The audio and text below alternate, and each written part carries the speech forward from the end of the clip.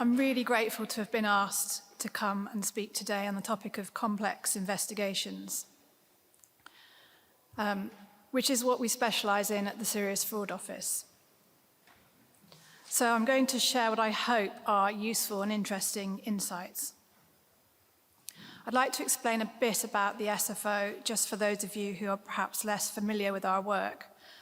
And then I will go on to include a bit about our casework, what we take on and how we manage it. Since then, our remit has expanded to bribery and corruption. The SFO investigates and prosecutes in recognition of the fact that the most complex casework benefits from having a prosecutor on board from day one. Our design, known as the Roskill model after Lord Roskill's recommendations, is a critical factor, we think, of our success.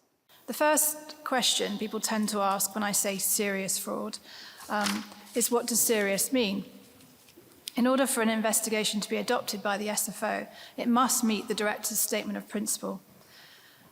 So the Director will take into account the actual or intended harm that may be caused to the public, the reputation and integrity of the UK as an international financial centre, and whether the complexity of the suspected offence warrants the application of the SFO's specialist skills, powers and capabilities.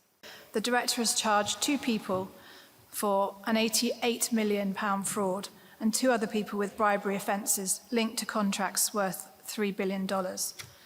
One live investigation has 46,000 potential victims, and 2 of our successful proceeds of crime investigations stemmed from Brazil's Operation Car Wash, one of the largest corruption scandals in the world. The SFO is now using technology-assisted or machine learning to support disclosure. The average SFO case involves millions of documents. Our largest is 48 million, and of course, most of these are digital. And our case teams need to manually review hundreds of thousands of them for disclosure purposes. A strong, well-rounded case team has staff with a variety of skills and experiences, including from the private sector. As well as the right skills, case teams need the right technology and, of course, the right legislation. Thank you for listening, and thank you to the CEA for inviting me here today.